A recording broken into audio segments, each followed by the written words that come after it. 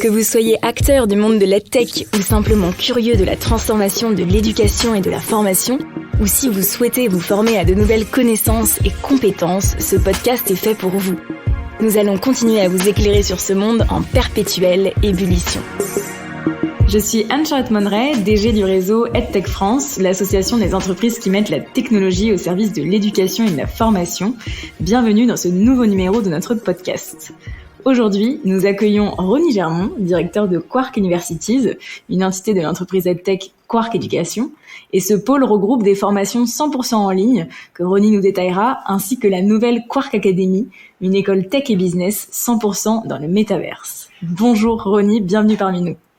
Bonjour Anne-Charlotte, merci de m'accueillir sur ce podcast. Je suis absolument ravie. Et avant que tu nous détailles tout ce que vous faites chez Quark, qui es-tu, Ronny? Est-ce que tu peux nous parler un petit peu de ton parcours avant de te lancer dans le grand bain de peut-être de la tech et de l'éducation d'ailleurs? Bien sûr. Alors, j'ai eu un master à l'Université Technologie 3 en ingénierie et management. Ensuite, j'ai poursuivi avec un doctorat chez eux. Qui a été une expérience enrichissante parce que c'était un doctorat qui était sous la forme d'une thèse CIFRE. Donc j'étais en entreprise et j'étais aussi en train de faire de la recherche académique.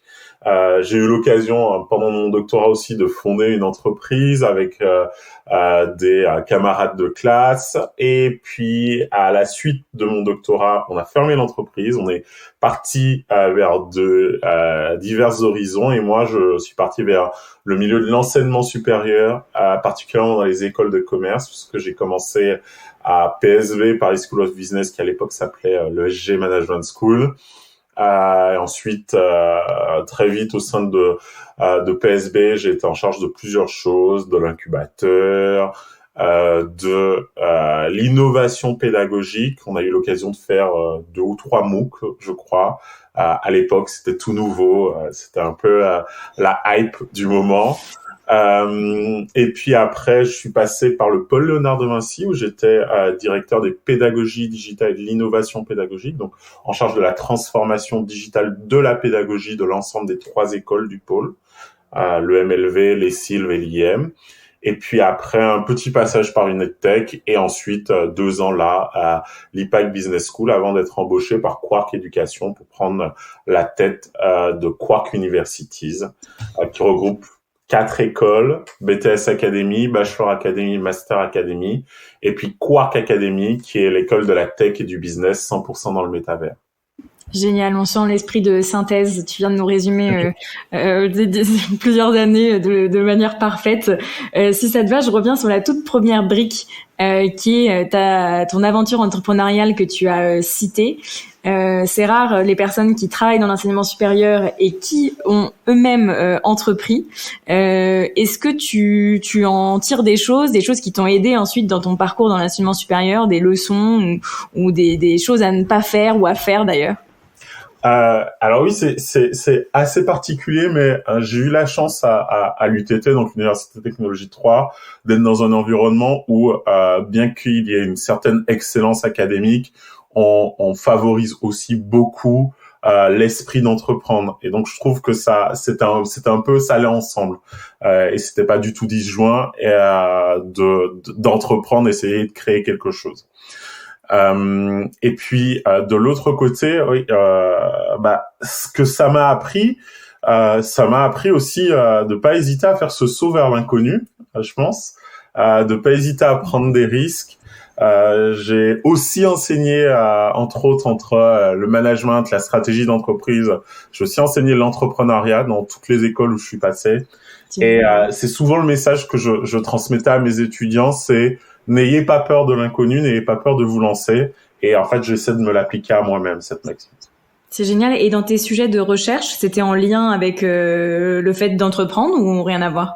Alors, c'était généralement en lien avec... alors, je dis c'était parce que c'est un passé qui date d'à peine quelques mois, mais on a beaucoup travaillé avec mes collègues et sous l'impulsion particulièrement d'un de mes collègues, Annan, sur l'entrepreneuriat des publics désavantagés. Et donc, à un public désavantagé, tout ce qui n'est pas, j'insiste sur le n'est pas, un homme blanc, hétérosexuel, sans handicap, pas formés. Donc ça laisse un champ qui est extrêmement large. Et donc avec Anan, on a travaillé sur les personnes en situation de handicap, les handipreneurs. C'était vraiment le premier sujet sur lequel on a travaillé. On a travaillé sur les femmes, sur les LGBT. On a monté des projets de recherche avec lui ou d'enseignement sur les réfugiés, sur les personnes incarcérées. Et on a même travaillé, avant que je m'en aille là, on a travaillé sur les femmes victimes de violences conjugales pour voir comment l'entrepreneuriat était vraiment une logique d'empowerment pour ce public particulier. Génial, et c'est hyper intéressant de relier entrepreneuriat et émancipation, c'est encore rarement fait. Et ensuite, tu es passé dans le bain du supérieur, comme tu disais, avec des expériences autant pédagogiques que dans des structures comme des incubateurs. Qu'est-ce qui t'a attiré dans cet univers de l'enseignement, qui est quand même un monde spécifique, hein, qui avec ses forces, ses avantages, mais qui est pas forcément bien connu de l'extérieur, en fait. Je dirais même pas le monde de l'enseignement supérieur privé, parce que là aussi c'est une chose particulière qui est complètement différente de ce qu'on pourrait trouver dans une université, qui est un monde qui, en plus, sur les dernières années, est allé de plus en plus vers de plus en plus de qualité avec des accréditations. Avec un processus d'accréditation, avec le renforcement de la recherche académique, et c'est aussi pour ça que j'arrivais. Mais c'est aussi dans l'idée, cette idée d'entreprendre, parce qu'en fait, c'est de l'enseignement supérieur privé. Donc, je suis passé dans des écoles à but lucratif et d'autres à but non lucratif, mais dans tous les cas, il faut maintenir un équilibre économique. Et pour maintenir cet équilibre économique, un peu comme toute entreprise, il faut savoir se différencier sur le marché, produire de la qualité, attirer des étudiants, les fidéliser, les former. Et puis je pense que ce qui m'a plu aussi à travers ce monde-là, c'est que non pas que je dénigre les autres mondes, mais c'est que je trouve qu'on a une mission noble, c'est celle d'éduquer les gens, de les aider à réfléchir par eux-mêmes et à construire leurs pensées, et surtout à travailler leur employabilité. Donc faire en sorte que ce soit des gens qui après soient autonomes, s'émancipent, et donc ça, je trouve ça fabuleux comme secteur. Je suis tout à fait d'accord avec toi. C'est aussi pour ça que je côtoie ce beau monde de l'enseignement supérieur. Et c'est vrai que le monde du privé a ses spécificités aussi. Et tu as été dans des structures qui étaient en croissance, hein, en expansion. Si je dis pas de bêtises, à l'époque, PSB, t'étais encore sur des petites promotions. Qu'est-ce que ça t'a apporté? Et d'ailleurs, comment t'as fait le lien entre ce type de structure et Quark? Parce que du coup, j'imagine que l'esprit d'entreprendre te titille toujours. Oui, en fait, que ce soit PSB, que ce soit le pôle Léonard de Vinci, quand je suis arrivé, c'était pas des petites structures, c'était des structures de taille moyenne qui sont toujours en phase de renforcer leur situation sur le marché. Le secteur des écoles de commerce post-bac, voilà, qui est encore une niche dans la niche des écoles de privées, ou d'ingénieurs post-bac, ou du digital post-bac, en s'agissant du pôle Léonard de Vinci. J'ai eu la chance j'estime vraiment que c'est une chance. À chaque fois que je suis passé, j'ai eu la chance de rencontrer des gens, des directeurs surtout, inspirés, et avec cette vraie volonté d'entreprendre, de créer, de se démarquer, d'innover, non pas pour innover, d'innover parce ils avaient à chaque fois conscience du fait que sur le marché, les métiers évoluaient, que ils avaient le devoir de former des gens au métier d'aujourd'hui, mais surtout au métier de demain. Et donc ça, je trouve ça assez formidable. Et c'est un peu ça aussi qui est dans l'esprit de Quark Universities, puisque Quark est basé sur un petit organisme de formation, entre guillemets. À date, quand je suis arrivé à la direction générale, on avait une formation, 150 étudiants. Là, à partir d'avril, on va en lancer une vingtaine, avec l'objectif d'être 1500 dans un an et demi. Donc, je suis dans une logique entrepreneuriale et dans une logique aussi de former au métier d'aujourd'hui, mais surtout de demain. Et quand tu as découvert Quark, du coup, tu étais en poste au sein d'une des structures précédentes que tu as citées? Exactement. Souvent souvent dans ma carrière, ça a été souvent des rencontres avec des hommes ou des femmes, hein, attention, mais surtout des gens qui ont été inspirants et qui toujours ont voulu repousser les limites avec une quête d'excellence sur chacune des écoles où j'ai pu passer, que ce soit Armand chez PSB, que ce soit Sébastien à l'EMLV et que ce soit Alban chez Quark Éducation. Chacun, ils ont ce point en commun de vouloir casser les codes, les lignes et cette recherche d'excellence. Et donc ça, je trouve ça, c'est assez fabuleux. Et la chance que j'ai eue, c'est d'avoir une quasi carte blanche pour construire une école, un groupe d'écoles en ligne qui ne ressemble à aucun autre. Génial. C'était ça. C'est un peu aussi la logique qu'on a avec le métavers. Ouais. On s'est tout de suite dit pourquoi faire comme les autres quand on a la possibilité d'inventer de nouvelles règles. Et c'est vraiment ce qui a guidé notre action. C'est génial parce que tu vois, je rejoins tout ce que tu dis sur des personnes qui sont innovantes et qui ont envie de s'adapter au futur et pas juste de le subir. Et Tech France fait partie du comité de perfectionnement du pôle Léonard de Vinci. Et j'avais été impressionnée parce qu'ils ont tout un réseau de partenaires, des entreprises terrain, des employeurs qui viennent, qui donnent leur retour sur les nouveaux cursus qui sont lancés et qui du coup aident à faire en sorte que les formations qu'ils dispensent aux jeunes soient en accord avec les attentes du monde professionnel. Et du coup, je te rejoins et du coup j'imagine que Quark, comme tu avais carte blanche, c'était devenu peut-être un de tes prestataires. Tu les connaissais déjà en fait d'un point de vue technique ou tu n'avais même pas testé forcément? Non, je les connaissais d'un point de vue technique. Je savais quel type de qualité ils pouvaient faire puisque voilà, ils nous ont accompagnés sur une des écoles sur la digitalisation des programmes. Donc c'était vraiment quand même assez exceptionnel ce qu'ils avaient pu faire puisque en 3 mois, on a digitalisé l'équivalent de 900 heures de cours. C'est avec une qualité qui était vraiment assez exceptionnelle. Et j'ai tout de suite perçu l'opportunité d'aller plus vite, plus fort, de prendre ce que moi j'avais pu voir dans le meilleur de l'enseignement à distance, mais surtout dans le meilleur de l'enseignement présentiel. À travers l'accompagnement des étudiants, à travers la fidélisation des différents publics, à travers aussi cette logique d'empowerment aussi qu'on retrouve dans toutes les écoles où on essaie vraiment de motiver pour d'aider les gens à se dépasser. Et c'est tout ça que je voulais remettre en place. Et du coup, tu décides donc de quitter le monde des business schools pour Quark. Est-ce que la crise sanitaire, tu penses y a joué pour quelque chose? Est-ce que ça modifie ton quotidien aujourd'hui chez Quark comparé à ce que tu pouvais connaître avant dans le monde des business schools? Comment tu perçois l'impact du Covid sur ce monde de l'éducation aujourd'hui? Je pense, je vais rentrer dans un lieu commun, mais je pense que ça a été vraiment un formidable facteur d'accélération. Et sur la digitalisation du présentiel, pour dire que oui, il faut intégrer un peu plus de présentiel. Ça a été aussi, je pense, ça a ouvert les chakras de pas mal d'écoles pour dire, en fait, avoir un campus 100% en ligne, c'est possible et c'est possible en faisant de la qualité. Et puis, ça a aussi ouvert l'esprit sur que, en fait, digitaliser, c'est pas juste allumer Zoom et puis faire un cours. Pas du tout, en fait.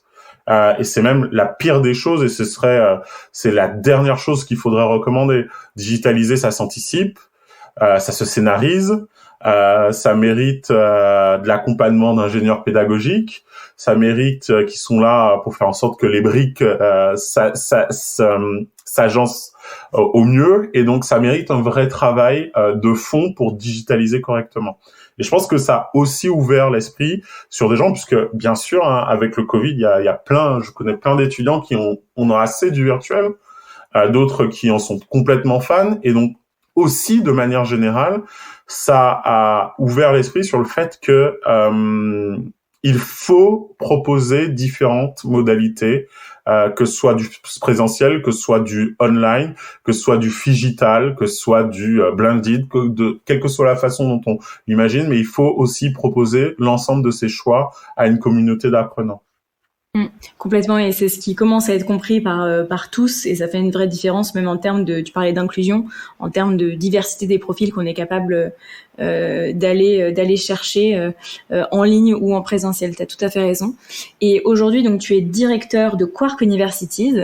Est-ce que tu peux nous présenter cette entité pour les personnes qui nous écoutent et le groupe Quark Éducation de manière plus générale, comme ça c'est bien clair pour tout le monde, ce que vous faites, la différence entre les deux, on t'écoute. Alors, bien sûr, le groupe Quark Éducation, c'est un groupe qui a entre 15 et 20 ans, qui a été constitué à force d'agencement de différentes activités.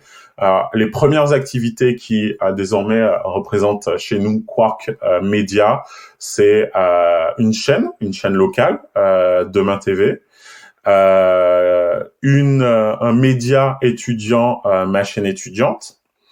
Ensuite, deuxième activité à l'origine du groupe qui s'est adossée à la première, c'est Quark Services, qui est spécialisé dans la digitalisation sur mesure de programmes de formation. Et qui est d'ailleurs du coup notre entité qui commercialise MetaQuark, ce campus un peu numérique, un peu iconique, et qui aussi s'occupe, c'est un peu la structure d'innovation, le lab de l'ensemble du groupe, qui donc s'occupe du métavers, mais qui a aussi un LMS, une application de révision sur smartphone, qui est en train de travailler aussi avec un autre partenaire sur une application de correction des devoirs écrits grâce à l'intelligence artificielle. Voilà, c'est vraiment notre laboratoire, en plus d'offrir des services vraiment très concrets pour accompagner des groupes d'enseignement dans la digitalisation de leur parcours physique. Ensuite, on a lancé deux nouvelles activités qui sont Quark Orientation, qui a pour objectif d'orienter des étudiants soit vers des formations en ligne ou présentielles en fonction de leur profil. Et donc là, pour ça, on utilise une solution aussi parce qu'on a certaines valeurs et l'une d'entre elles, c'est la motivation avant tout. Donc, on utilise Assess First dans ce processus d'orientation de l'étudiant et de test de motivation. Et puis, on a Quark Universities, qui est donc mon entité. Et cette entité, vraiment, elle a la particularité donc d'avoir 3 écoles qui sont par niveau d'études. BTS Academy du pré-bac au bac+2, Bachelor Academy pour des bachelors en 3 ans ou en 1 an, et Master Academy pour des masters en 2 ans ou en 1 an. Okay. Sur plein de secteurs d'activité, ça va de l'entrepreneuriat, le marketing digital, l'immobilier, la comptabilité, la finance, la communication, les ressources humaines, la paye, voilà, sur l'ensemble de ces secteurs. Et puis aussi le digital avec des formations autour de développeurs web, etc. Et puis Quark Academy, qui a une double particularité, l'hybridation des compétences entre la tech et le business pour fournir des bachelors ou des masters, et la présence 100% dans le métavers de cette solution. Et justement, tu vas nous détailler un petit peu cette nouvelle formation sur le métaverse. En plus, vous êtes avec un super partenaire. Mais juste avant ça, je voulais revenir sur ton offre 100% en ligne, parce que c'est vrai qu'il y en a beaucoup qui se lancent par des pure players, par des acteurs traditionnels de la formation, par des toutes petites edtech aussi qui se lancent. C'est un marché extrêmement concurrentiel, notamment aussi avec le CPF, qui permet à n'importe qui d'aller faire des formations aussi dans son coin sans passer par une structure. Comment se différencier ? Qu'est-ce que tu préconises pour se différencier sur ces segments, et en plus t'en as qui couvrent différentes tranches d'âge, donc c'est d'autant plus complexe. Alors vraiment, et c'est vraiment une leçon que j'ai apprise en passant par des groupes d'enseignement physique, des écoles de commerce, des écoles de qualité, c'est l'expérience étudiante. C'est vraiment sur ça et c'est vraiment la qualité de l'expérience étudiante qui est au cœur de notre réflexion. Et donc, comment ça se matérialise à la présence d'un coach qui va coacher nos étudiants. Et j'insiste sur un coach et pas de plateforme téléphonique. Chez nous, pas de plateforme téléphonique pour coacher nos étudiants. C'est un coach. Il suit durant l'année maximum 50 étudiants. C'est toujours le même de ton premier jour à ton dernier jour. Donc ça, c'est un vrai facteur de réussite et d'accompagnement et de motivation. Deuxième facteur, c'est aussi, et ce qui se base sur le fait qu'on est ce laboratoire qui fournit des solutions EdTech innovantes. On a notre LMS qui permet d'organiser le coaching, qui permet également de suivre la progression de nos cours et qui permet aussi d'ajouter une couche de social learning. On a une vraie importance aussi des classes virtuelles et des séances de feedback en direct où on débrief. On a également une logique qui est très différente aussi, c'est que alors en anglais on appelle ça cohort-based learning, mais en fait l'idée c'est que chez nous, il y a une rentrée, c'est toujours autour du 15 du mois, donc on a certes 10 rentrées, ce qui est beaucoup plus important qu'une école classique, mais on n'est pas sur une rentrée au fil de l'eau, c'est-à-dire que si vous candidatez chez nous lundi, votre dossier il est accepté mardi, mercredi vous rentrez sur la plateforme. Ça fonctionne pas comme ça chez nous. Chez nous, vous candidatez en fonction de quand vous trouvez dans le mois, vous êtes placé sur l'une ou l'autre des cohortes. Et forcément, on commence par ce qu'on appelle chez nous du coup des Induction Day, où on travaille autour des valeurs, on travaille autour des soft skills, on travaille autour des compétences fondamentales de manager. Ça, c'est vraiment quelque chose qui va avec le socle. On a bien sûr, donc je reviens sur la plateforme, bien sûr, on a des quiz, des exercices, beaucoup de cas pratiques et d'études de cas.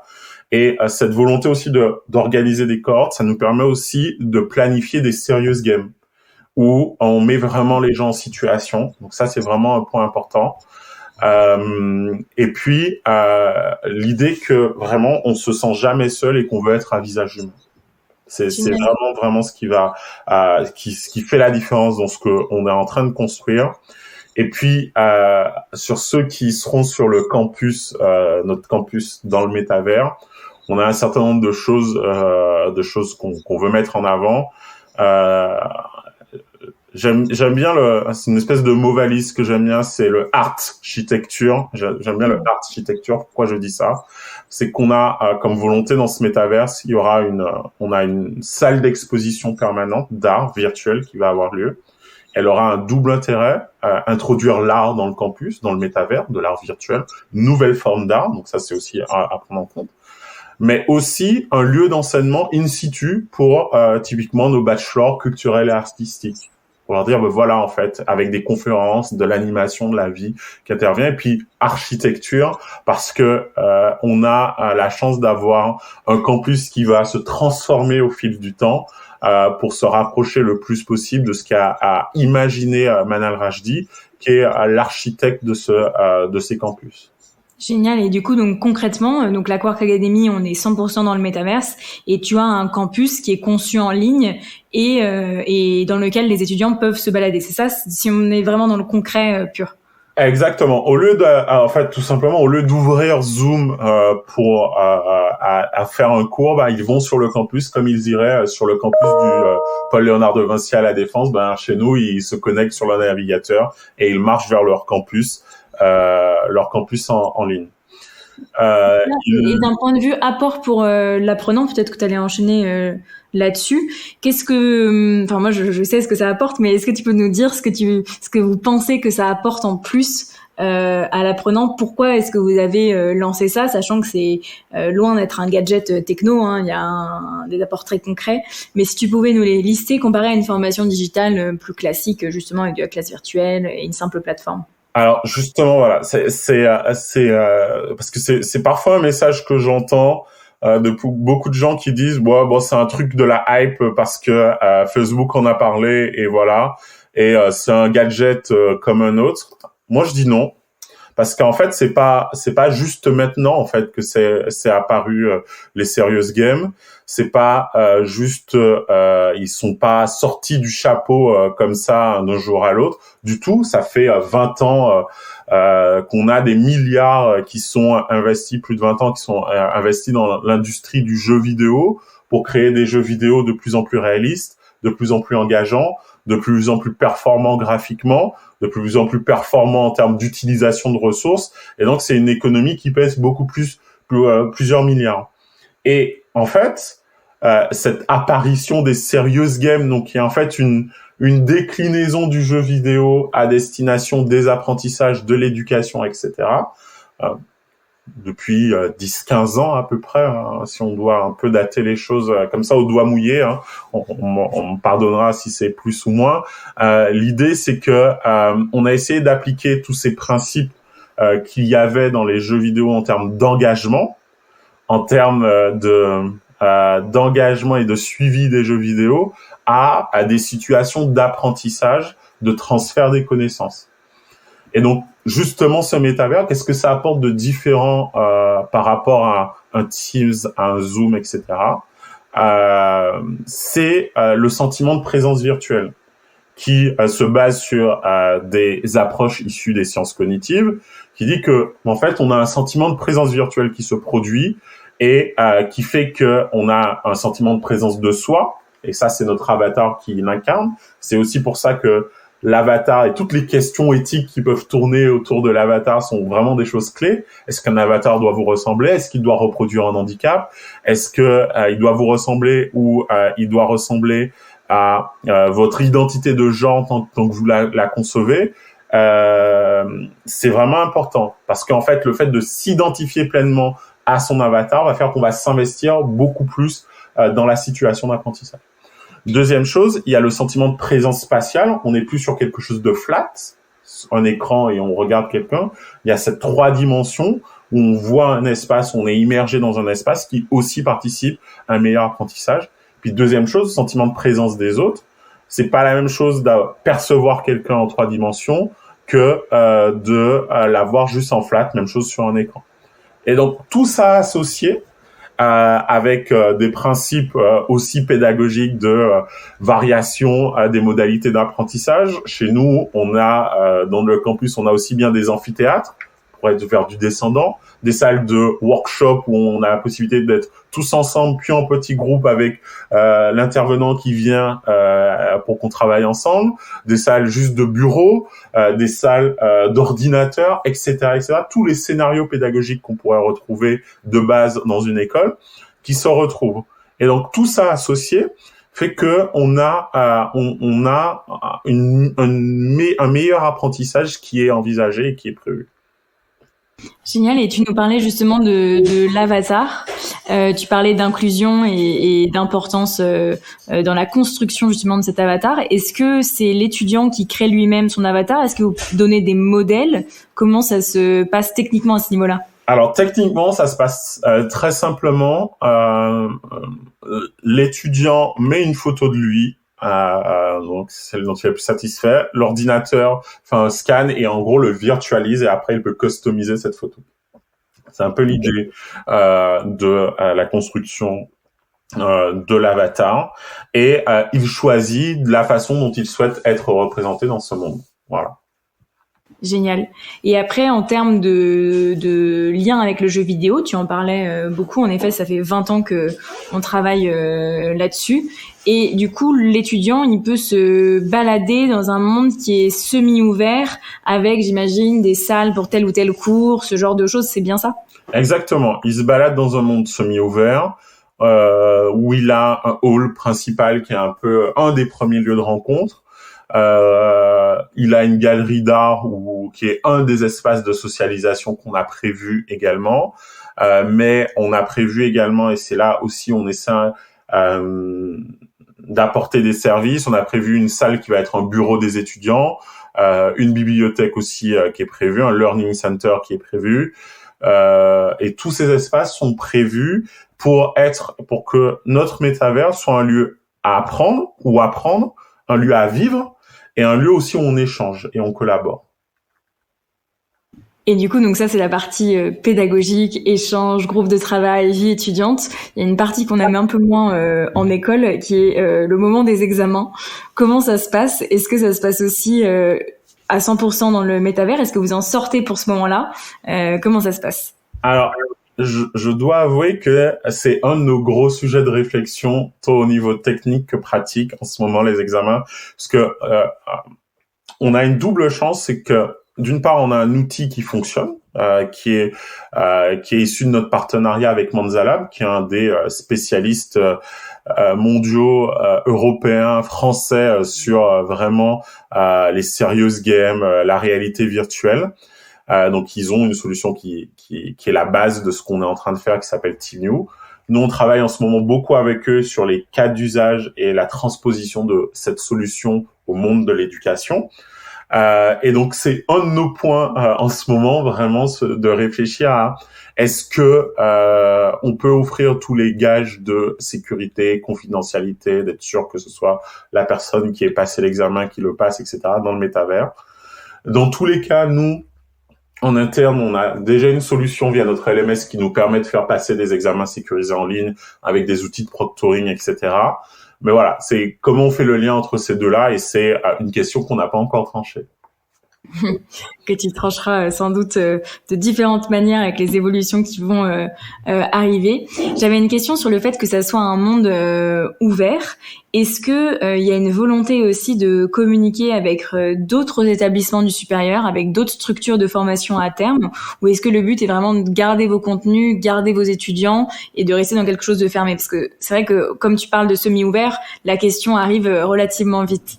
Alors justement, mais c'est d'ailleurs la philosophie de base du MetaQuark, c'est qu'on veut en faire un monde interconnecté et que ce soit pas uniquement juste un groupe qui a son truc à lui dans son coin et qui partage pas, qui échange pas, etc.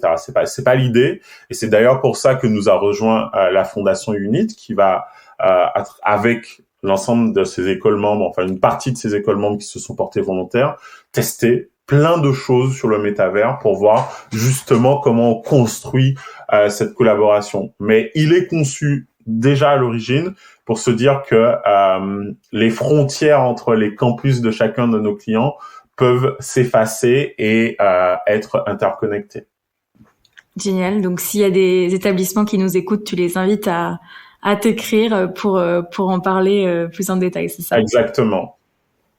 Et en termes de public, est-ce que vous avez une visée particulière pour la Quark Academy? Est-ce que c'est plutôt des jeunes, plutôt des pros, plutôt tout? Parce que c'est vrai que le 100% en ligne, il y a aussi cette question de la fracture quand même qui demeure aujourd'hui. Donc, qui vous visez avec ce type de formation? Alors, on vise différents publics. Donc, on a un premier public aussi qu'on veut viser. Ce sont les femmes. On a prévu, ça c'est un petit scoop, le lancement d'une bourse pour financer l'intégralité des frais de scolarité pour environ une dizaine de femmes. On est en train de définir les profils, mais on a une préférence pour des femmes issues des QPV, etc., pour financer leurs études dans la tech sur notre campus, qui s'appellera Digital Leader, donc lead et voilà. L'idée c'est ça, mais notre objectif c'est aussi de passer beaucoup par l'alternance. Ça c'est un de nos points importants, et aussi des gens qui sont dans une situation de reconversion professionnelle. Alors l'alternance, pourquoi? Parce qu'on a conçu le rythme, même si c'est pas obligatoire, pour être un rythme qui permet au mieux d'associer études et expérience en entreprise, parce que c'est quelque chose qui aussi dans l'ADN de notre groupe nous semble fondamental.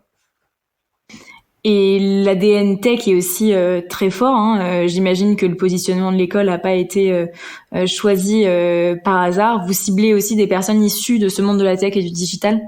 Des personnes issues de ce monde-là ou qui souhaitent le rejoindre, oui, c'est vraiment l'idée. Mais pas que, puisqu'on a ça paraîtrait presque classique de dire ça, mais on cible aussi beaucoup des gens dans le secteur de la vente et du commerce parce que en fait on a un double pilier, c'est cette transformation digitale, mais aussi former des gens dans des métiers en tension. Et donc on a dans la vente, la tech, le commerce, la négociation, etc. La négociation et la vente qui paradoxalement avec le temps, particulièrement dans les écoles de commerce, sont devenus des secteurs qui sont en fait qui ont été délaissés et donc qu'on veut réinvestir parce que justement on a vraiment besoin d'énormément de commerciaux, de vendeurs qui soient aguerris et c'est aussi un secteur qu'on veut investir. Complètement d'accord avec toi. Et en termes de velléité à l'international, est-ce que ça fait partie de la feuille de route que d'aller former des populations qui sont peut-être dans des zones un peu moins favorisées, où il y a moins d'établissements du supérieur? Est-ce que c'est quelque chose que vous envisagez? Je pense notamment au continent africain, où on sait qu'il va y avoir des enjeux énormes de formation. Comment vous vous positionnez là-dessus? Alors, notre internationalisation, elle est en deux temps. On adresse le monde francophone. C'est pas uniquement que la France, on adresse le monde francophone. Okay. Et donc l'idée c'est que tout le monde francophone, on va commercialiser l'ensemble de notre offre à l'ensemble de ce monde francophone, et que dans deuxième temps, on ira plus vers le monde anglophone pour aussi commercialiser notre offre. Génial. Et déjà, rien que le monde francophone, ça fait pas mal de monde à aller former. C'est bon.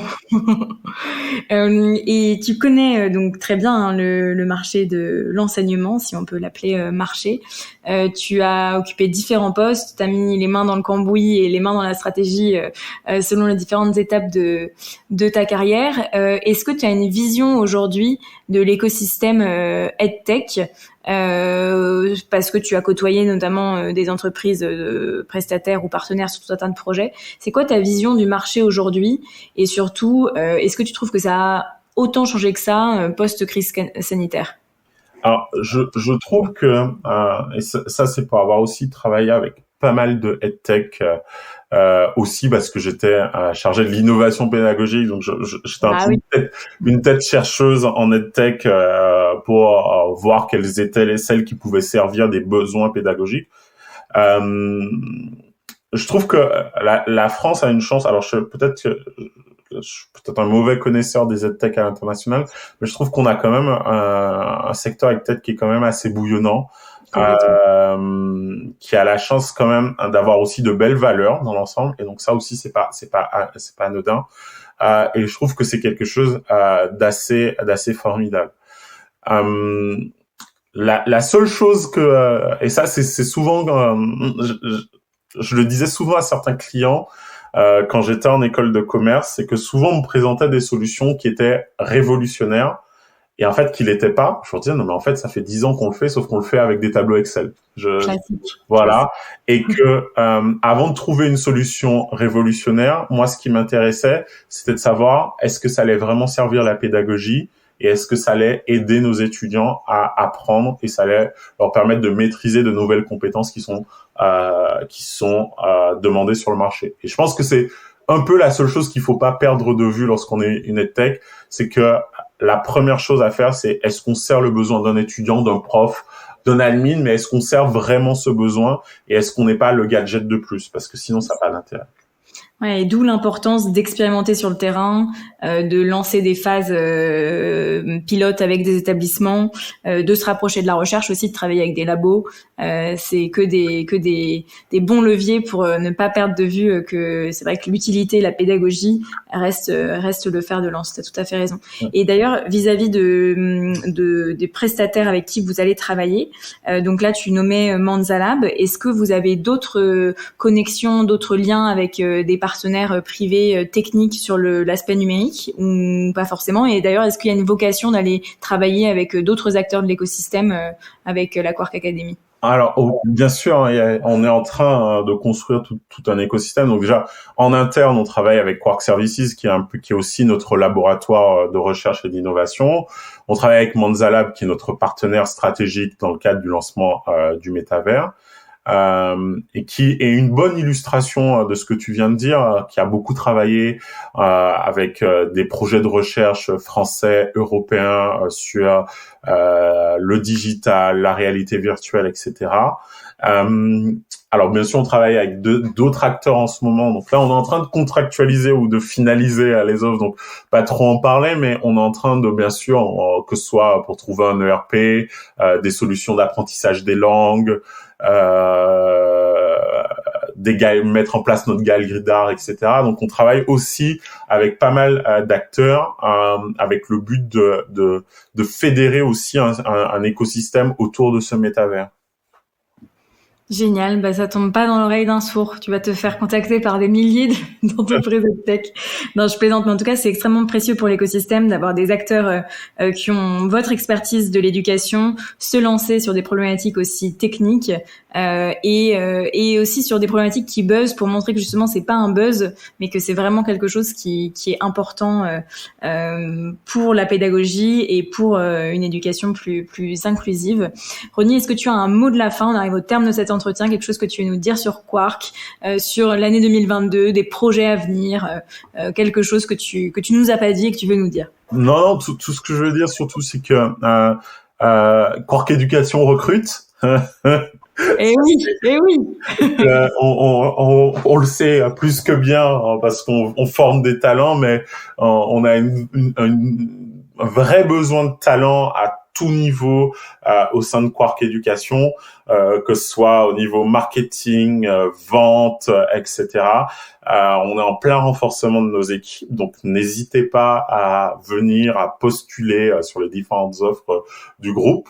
Et je pense qu'on n'est pas au début d'une belle aventure parce que le groupe a déjà presque 20 ans, mais on est dans une nouvelle phase de développement qui va apporter pas mal de choses intéressantes, toujours dans un souci de qualité et dans un esprit de faire avancer la pédagogie et les méthodes pédagogiques.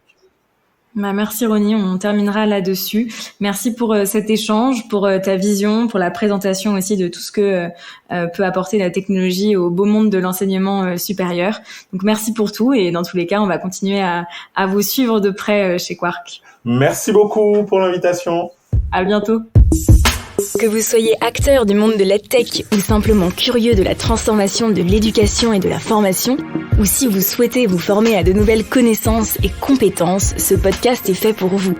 Nous allons continuer à vous éclairer sur ce monde en perpétuelle ébullition.